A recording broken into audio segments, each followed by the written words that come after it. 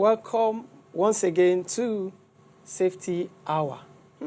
Today we have an interesting topic to deal with, and I don't want it to go anywhere. But before I even let the cat out of the bag, let me ask you a question. Do you know anyone that has had or complained recently of having issues like, I'm depressed, I'm boring, this is boring, and that? They are complaining one thing, PTSD, any kind of mental health.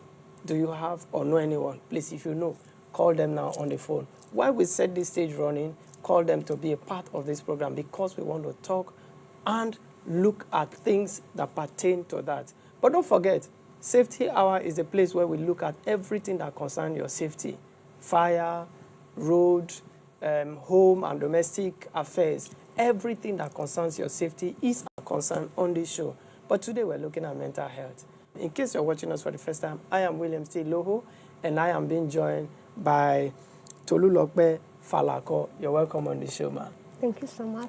Toluwalope Falako is not the first time coming on the show, so she's a friend of the house. Thank you for coming again this new year. And then also she is a professional counselor and a trauma therapist. So you know who to call, just in case you know somebody to refer to. And we're looking at an important topic today. And it is nothing but staying mentally stable in an unstable times. Let's just pick it from the beginning, then from that surface level. Is it possible to be stable, mentally stable, in these times that we live in, looking at what is going on in the world, around the world generally? Is there a possibility for that, ma? Yes, there's a possibility. There's a possibility?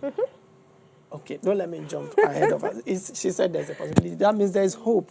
Even though the times seems unstable, it is possible for you to still be stable. And we're going to be teaching a little bit about emotional tools for everyday living. There's a caveat to that, but it is one of the things we'll consider today. So there's something I stumbled on while preparing for this program, and I'd like to read it even for our viewers at home. And is a shocking statistic.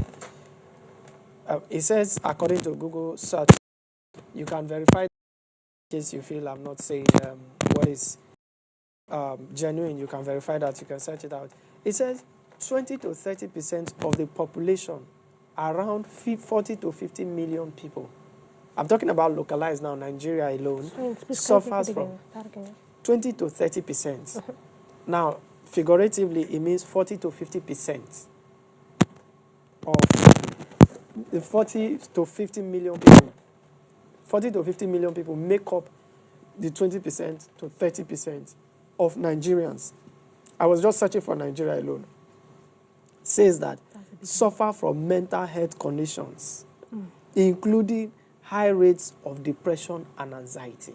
Oh, yeah. When I saw that figure, I was like, come on. It's a lot. I thought Nigerians are good. We're always, what's the name they call it? We always make comedy out of every situation. And then I'm surprised to see this statistic is baffling. It went further to say that 1 in every 4 persons. So if I count 4 Nigerians, one of them is struggling with mental issues. Wow. This was really shocking for me. I said, okay, let me even check for that. I saw that common conditions that we see include depression, anxiety disorders, substance abuse, bipolar disorder, and PTSD are prevalent among all the mental health-related issues. And I was like, okay, let me even ask, is this statistic real, or Google is just putting out something that's... correct, though.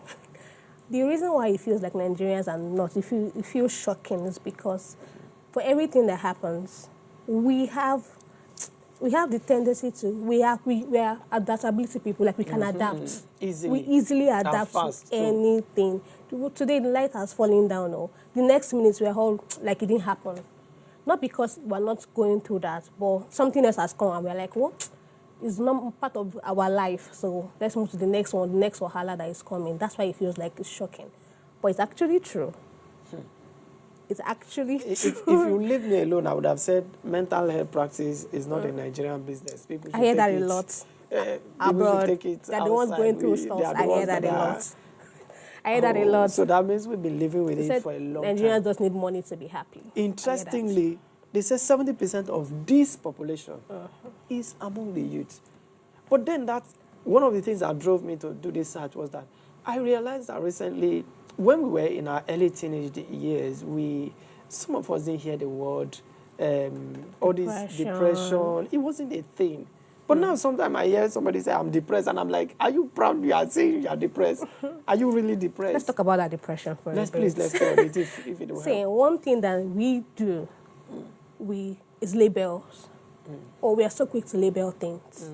For example, if I come meet you that, I'm feeling dizzy, I don't know, I'm feeling tired, you might just say, it's malaria.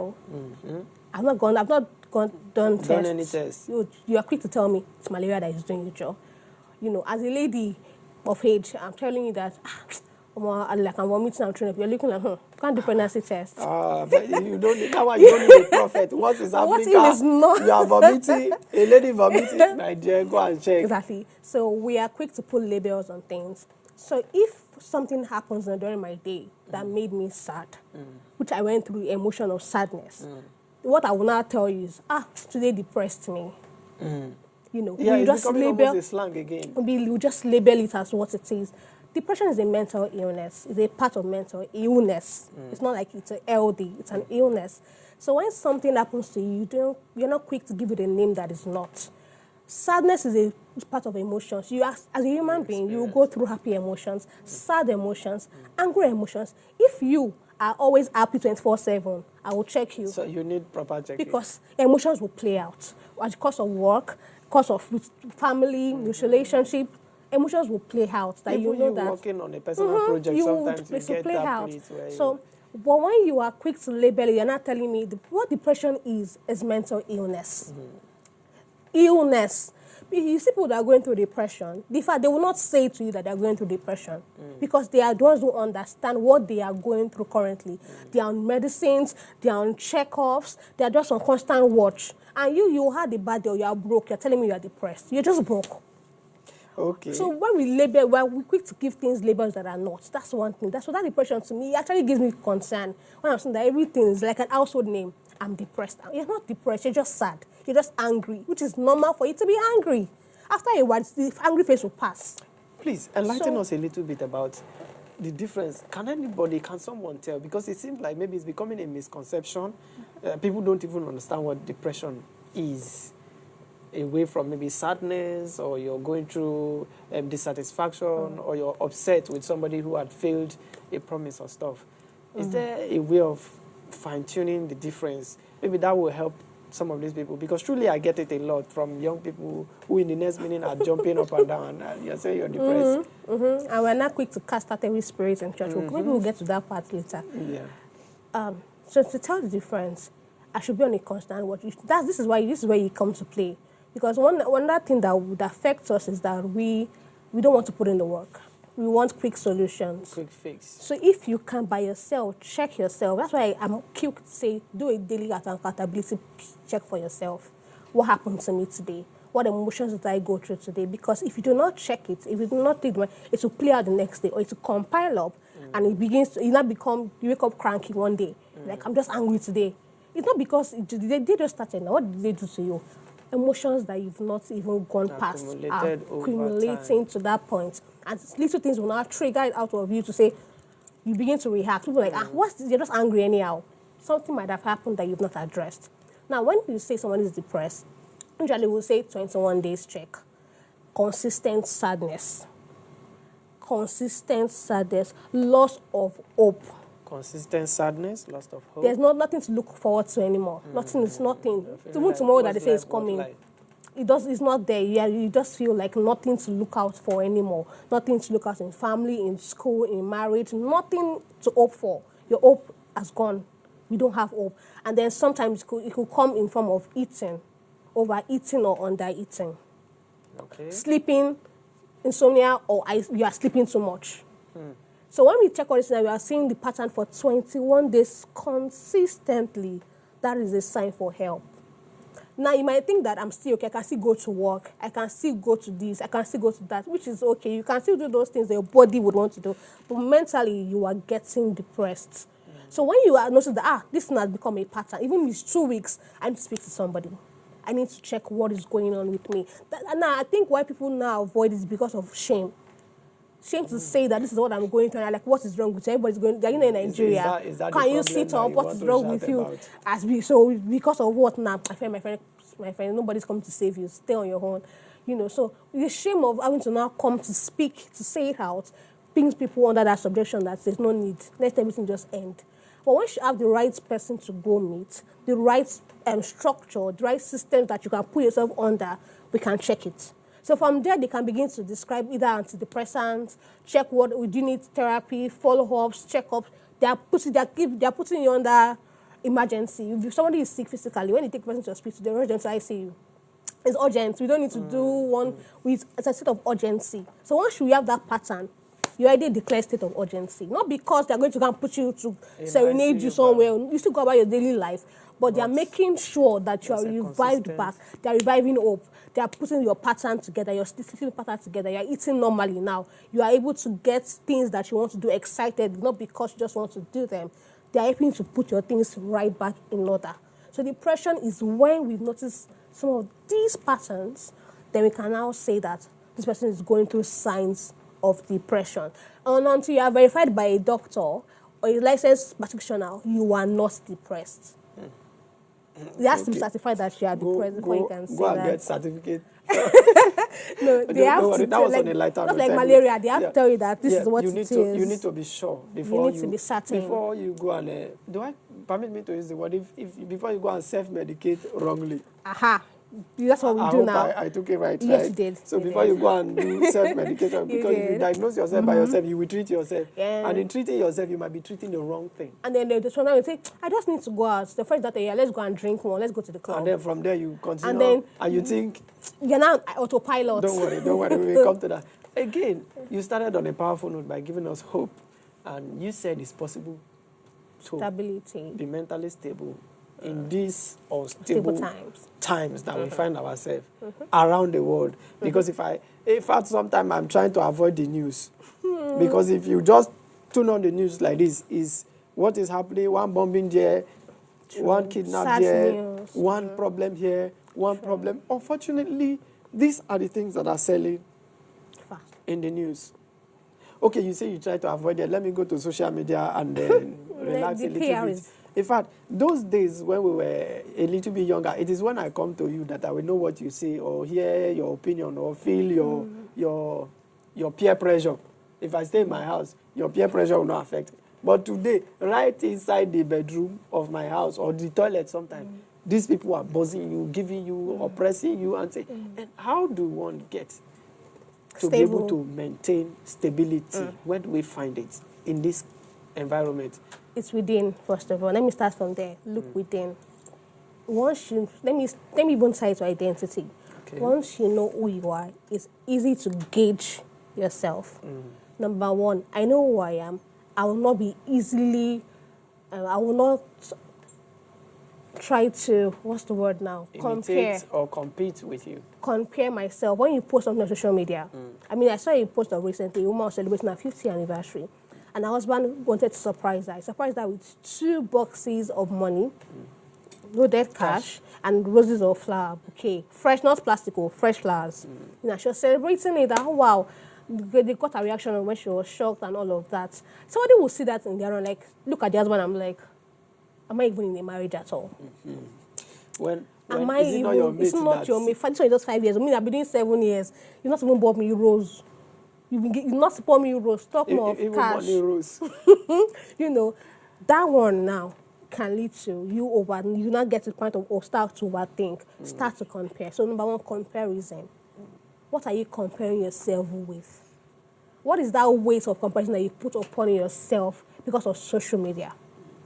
Social media is curated. Yeah, I'm not saying that everything is fake, no. But what I want you to see, I posted a video recently, and I had to cut out some part that I do not want you to see. All you will see was the happy part. It's edited. One of my pastors will say it's edited. It is. And again, who says that man and the wife, who says it was not for the show? The money box. Exactly. That's another angle. It could be for social media. It could be, actually.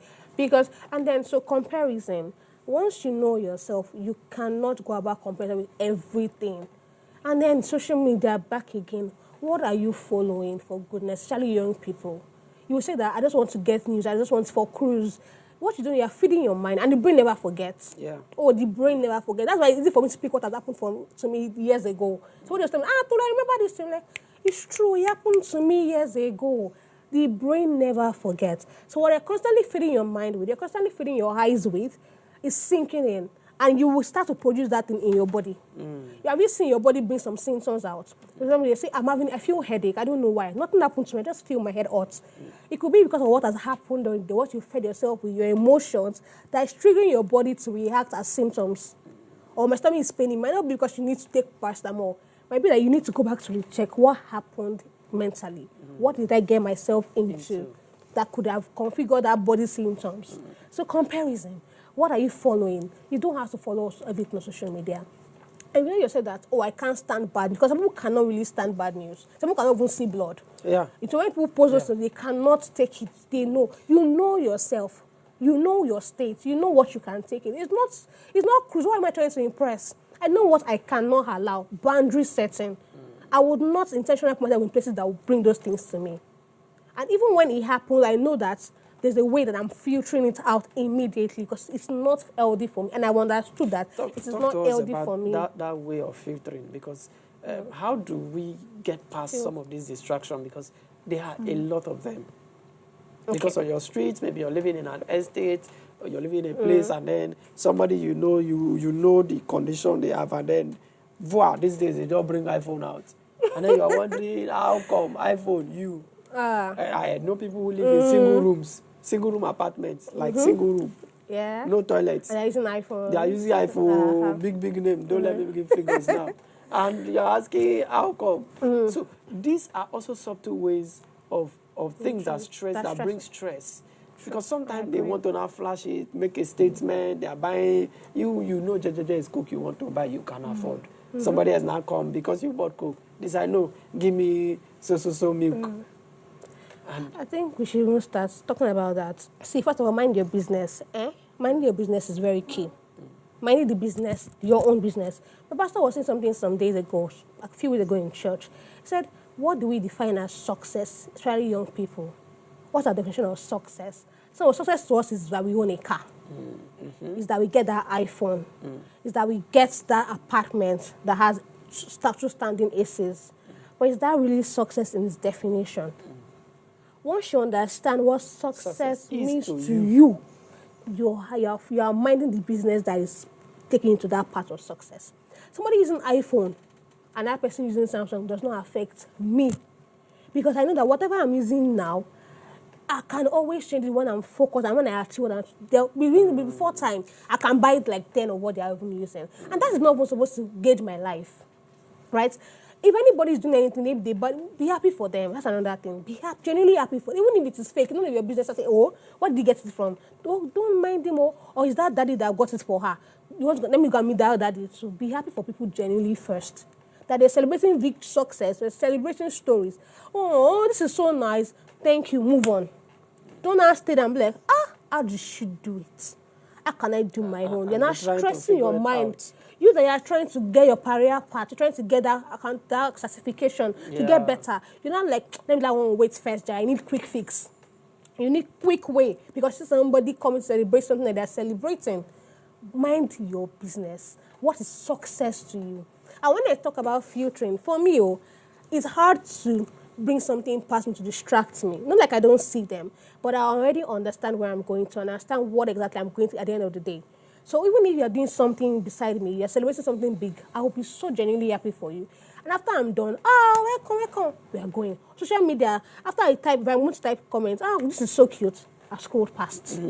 So I understand how to filter the information that I'm sinking into my mind. Let me every day. Let me quickly jump on this, because we're fast running out of time. This time, where's that angel that control time? Let him come and put a pause so that we can do more. Now, you have, in your statement in passing, you have discouraged us from the quick fix mentality.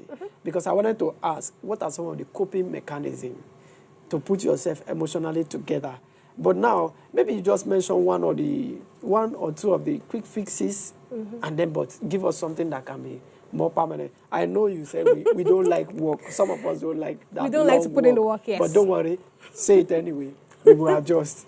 Coping mechanism, like I mentioned off screen earlier, coping mechanism is to cope with the situation part-time. It's not for you to continue your life on coping. It's not a permanent situation. No. It's just for the time. Like, for example, someone is going through depression. We are putting coping mechanisms around you to put you back to life. So when you are back, you're not supposed to keep using coping. You're supposed to now be independent enough to control your emotions and your mind. So whatever it is like said, now for coping, it's temporal, as long as you stretch that part. For example, now social media is your thing. The thing that is easily affects you. Be true to yourself, or what is the thing that you know that will trigger that thing in you to start to think or get anxious about something. Be true to yourself. If your neighbor that's behind you, you be true to yourself, you know. If it's that friend that has a relationship that always buying a bouquet, like Valentine is coming now, they'll say that they want to do bouquet. Be true to yourself. That's not what we are doing. So when you get this thing, now know that, okay, what can I now set boundaries? So when you say I want to coping mechanism, I know that I cannot be on social media for a long time because it's going to affect me. I have a timer on my phone that after 4 hours, it's telling me your time limit for today has elapsed. It's automatically just shuts down the app. Let's go to something else. Put structure around you that will help you filter what is not supposed to stay. Don't allow just because you think that you're catching a cruise. Like I said, the brain never forgets. And your mind with all the information. You think that you're just scrolling, I'm just reading. You are following all the old blogs in Nigeria. You know what is happening in the next country. I'm not saying don't have information, but information without the right structure, or without the right usage of it, it will damp you. It will finally finish you. But once you understand what it is, you can easily to put structures around yourself. Boundaries that will help you cope and help you stable. Then, now I cannot go on social media for 6 hours. Nothing will do me. That kind of thing. Let me quickly chip in one last question. I know my time is in red now, but please, quickly. Is there a place for faith in all of this journey? Oh, yes. Just touch on that, and then we close from there. Spirit, soul, and body. Spirit, soul, and body, right? Preach. I mean, when the Bible says in Genesis chapter 1, I think one of chapter 1 or chapter 2, that Christ breathed into man's nostrils, and that man became a living soul. Wow. It means that as far as you're still on this earth, your soul will continue to be active, where the mind flows, the information, the anxious, the thoughts, your soul, right? But once you understand your faith in God, and you are truly founded in Christ, that what your spirit man will do is quicken your lesson that, girl, this thing you are doing is not it. That's when you know that I don't really have patience. So. Because your spirit man is letting you are being conformed to Christ. So it's putting checks. When you begin to exhibit things that are not of the spirit, it just gives you, either it sends someone to you or it nudges you to that, look at you, let's introspect. This thing you are doing doesn't make sense to me. But once you are not living by the spirit, that's when your body begins to take up those symptoms and you begin to go by the world. The world begins to control you. But once you are the spirit man, you understand your faith in God. It's easy for you to know that I have a check with the Holy Spirit first to get any irrational behavior, any irrational thought. So when I'm beginning to think about something, I'm just something like, Tolu, what are you thinking about? Like, God, have mercy on me. I'm sorry. You are quick to jump out of that thought, jump out of that situation. So once you know that, I don't know, it's very important. I kind of emphasize that you have to be a man or a woman of God, genuinely. So that when the Spirit of the Lord is nudging you, and in case you are being stubborn, you can tell somebody, okay, let's call that person back to order, or put the therapist in your way that, okay, I need you to help this person get back to check. So I can never say faith does wonders. It helps you be in check. Thank you very much. Thank you very much. You've heard it. It's just a little we could take today because maybe you want to get her details. She's always on the show. Please give us your handle again. How can we find it? Okay.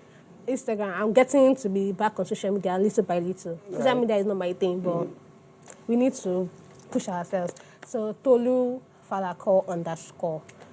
That's my handle. Okay, so please, that's where you find Toluwalope Falako. There's more from where that came from. And she is a professional counselor and a trauma therapist. So you see the way the fire was coming out.